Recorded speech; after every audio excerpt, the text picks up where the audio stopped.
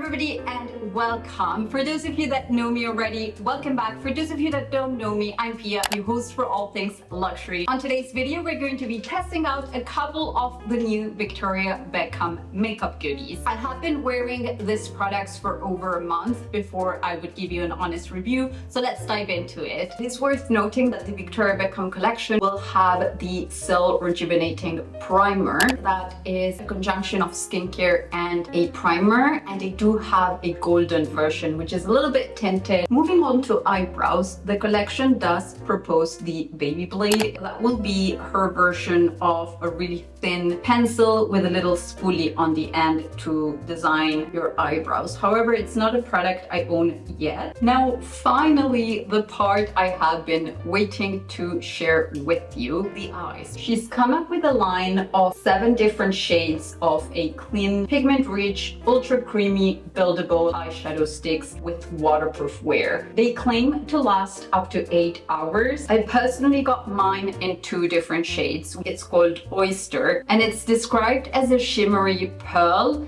It's definitely got a little bit of a cooler undertone. I've worn it already and I can tell you it will last all day without creasing, at least on me. One of them will be Pecan, which is the one we're going to be using today. It's a beautiful matte taupe color. I really like it, particularly for end of summer into autumn transition, and I think during the colder months it's going to look just as lovely. Pecan is a shade that I like to work into my crease, and because they dry up quickly, I'm only going to apply one eye at a time. With the help of a tapered blending brush, I'm just going to work the shade into my crease in little circular motions until it's covered more or less like 2/3 of the eyelid, plus really blended into the crease. As you can see, the shade's really pigmented and it's got a little bit of a warm undertone. Whatever's left on the product, I'm going to bring down into the lower outer third of my eye. I have already worn this shade a handful of times and I've noticed they are easily buildable.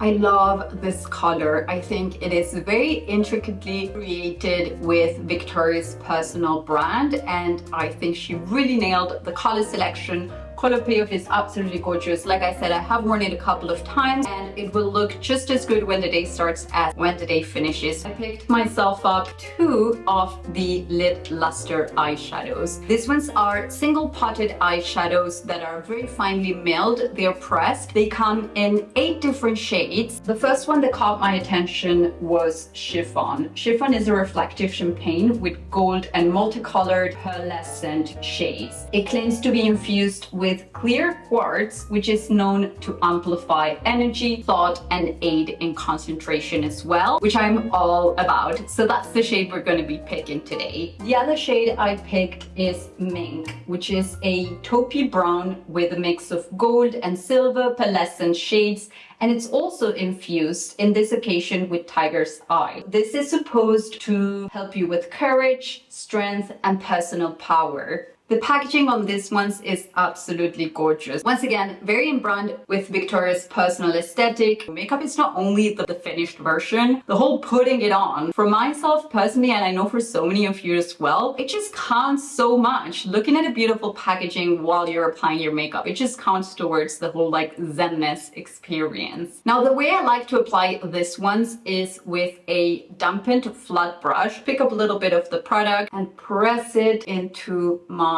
eyelid. Just like with the eyeshadow sticks, these ones are totally buildable. Pick up a little bit more of the product or do the little wet your brush. Just dampening it will be enough, and that's going to help you get a more opaque finish of your shimmery shadow. Because the product is so finely milled, it's easily blendable. And what I really like about this one is that even on days when I don't pre-dampen my eyeshadow brush, I am still gonna get a very lovely color payoff. It's a little bit more of a wash of the color, but it will still look really lovely with just minimal fallout. Now, just for the video's purposes, I'm gonna go in with my Oyster shadow stick and just add a little bit more sheen on that inner corner that's looking so tired today because I only slept like 4 hours last night. The last product I picked up is the Satin Kajal liner. This one's a dual-ended product that will come with a sponge on one end and with a pencil on the other end. I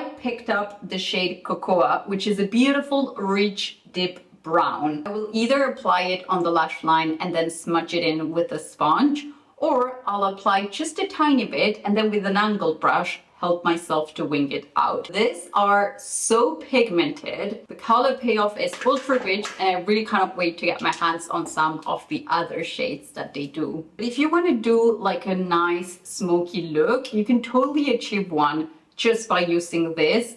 I have used it as a shadow and blended it with its very own sponge, and that will look absolutely gorgeous as well. But because today I'm doing a little bit more of a day where I'm going to stir off the whole smoky. Once I'm done blending it into the lash line, I'll just proceed to add the tiniest amount on the outer corners. I'm just going to grab my angled brush and flick that outwards in order to create a little bit more of an almond-y shape to my eye. Their blendability level, in my opinion, would be like a 10 out of 10. However, I would say be really, really careful if you're one of those people that kind of like tends to fiddle with your eyes, which you shouldn't because eye health. However, if you are one of those people, I would say you might want to steer off from this ones because that type of really blendable consistency doesn't really ever set. If I've done my makeup super early in the morning and then it's late in the afternoon and I just go in there and touch it, it's going to blend away. However, if you don't fiddle with it, it will stay in place all day. At least that's been my experience with it. When it comes to bronzers, the line has a matte bronzer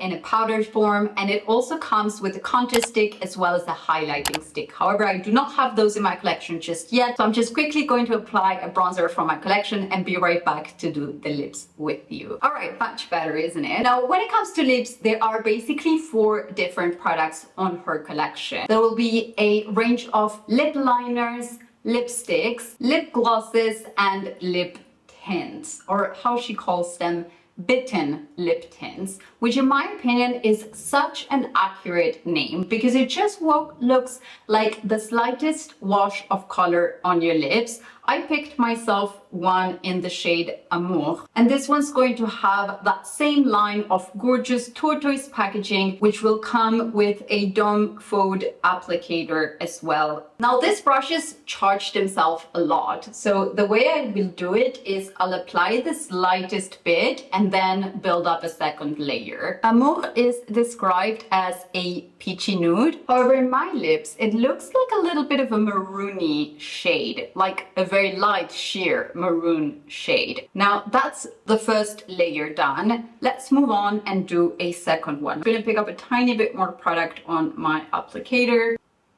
Now, as most lip tints, this product will dry out matte. However, I do find that you get a little bit more wiggle working time with your product than you do with other brands. Now, if you're like me and you like to overdraw your lips a little bit with your regular lipstick, it will be a little bit harder to do that with the lip tint since it's a product that will show a different color depending on the base of your lips. Other than that, I'm really happy with the color payoff. I don't particularly carry this on my handbag. If I'm wearing it, I'll just go about my day and then maybe at nighttime I'll apply gloves over it if I want to change it up a little bit. I do find that on days when I have tried to reapply the product, it ended up kind of like cracking up a tiny bit. However, if you don't reapply product and layers of it throughout the day, it's still going to look beautiful and it will have a gorgeous payoff. And voila, that is the finished makeup look using all of my new Victoria Beckham goodies. Let me know which one was your favorite on the comments down below, and if there's any other brands or collections that you're interested in me reviewing for you. Also, if you would like me to review the rest of the eye products, the rest of the lip products, and the rest of the face products, also let me know in the comments down below. Thank you so much for tuning in, and if you're not done watching, I will leave you 2 more in here so you can binge a little bit more. See you on the next one. Bye!